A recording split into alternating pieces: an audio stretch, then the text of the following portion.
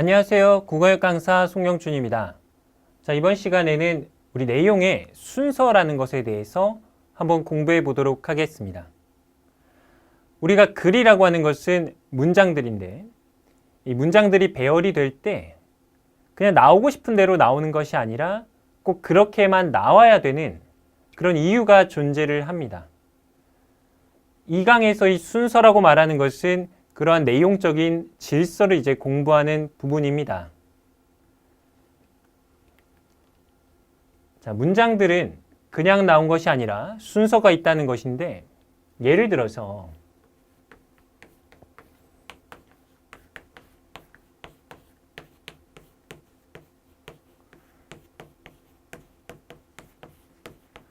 자, 광학식 지문 입력 장치라는 이 대상을 설명을 할 겁니다. 근데 얘를 설명을 할 때, 자, 광학식, 그러니까 빛을 이용하는, 빛을 뭐 이런 방식으로 이용하는 지문 입력 장치다라고 설명을 했다고 해보겠습니다. 근데 이렇게 되면 내용을 충분하게 이해하기가 어려운 것이, 빛을 이용하는 이거라는 것은 알겠는데 중요한 것은 지문 입력 장치라는 것이 어떤 원리로 이루어지는지를 우리가 알지 못한다라는 것이죠. 빛을 이런 원리로 써서 지문 입력 장치가 이루어지는 것인데, 문제는 지문 입력 장치라는 것에 대해서 우리가 모른다.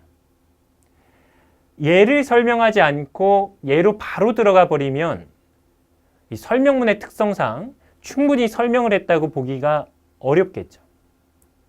뭐 더 나아가서 이 지문 입력 장치는 지문이라는 것을 뭐 요런 방식으로 이해하는 것이다 라고 했을 때, 우리가 지문이라고 했을 때 알고 있는 것은 우리 손바닥에 있는, 손가락에 보이는 요 정도의 정보밖에 없기 때문에 그걸 바탕으로 입력 장치라는 내용을 붙여버리면 우린 충분하게 이해하기가 어렵겠죠.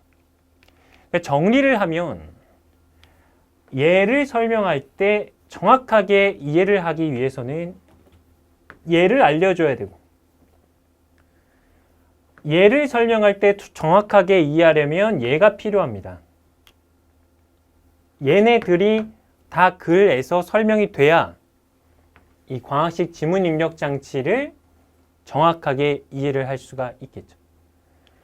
제가 말씀드리고 싶은 건 뭐냐면 이 정보들 간의 순서입니다.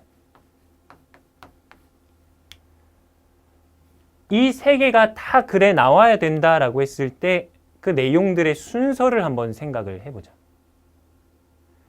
결과적으로는 예를 설명을 해야 되지만 글을 구성할 때는 예부터, 지문부터, 지문 입력 장치, 광학식 지문 입력 장치로 나아가는 것이 깔끔하겠죠. 예를 설명한 다음에 예를 설명하면 충분히 이해할 수 있을 것이고, 예를 설명한 다음에 광학식을 붙이면 또 충분히 이해하는 이런 내용적인 순서라는 것이 존재한다라는 겁니다. 자, 이런 말씀을 좀 드리고 싶습니다. 보통 글이라는 것을 공부할 때 학생들은 글의 구조라는 것을 생각을 합니다. 구조라는 것은 내용적으로 문장들이 어떻게 모여서 이루어졌는지를 말을 하는 것인데, 단순히 결과적 차원에서 이 구조를 공부하는 것은 이제 그만두자라는 겁니다. 그게 아니라 나한테 이 정보를 똑같이 글로 설명해 보라라고 하더라도 나 역시도 이 구조가 아니면 안 되겠다라는 그런 필연적인 느낌을 받자라는 것이죠. 앞서 말씀드린 광학식 지문 입력 장치라는 글이 나왔을 때 수동적으로 설명되는 대로 그 내용을 가져가자는 것이 아니라 나 같아도 이렇게 글을 쓸 수밖에 없겠다는 것을 잡으면 구조를 더 이상 수동적으로 받아들이는 것이 아니라 능동적으로 따라가면서 읽을 수 있게 되는 것이죠. 그래서 우리가 후반부에서 이 구조라는 것을 배울 때 훨씬 능동적인 자세로 접근하기 위해서는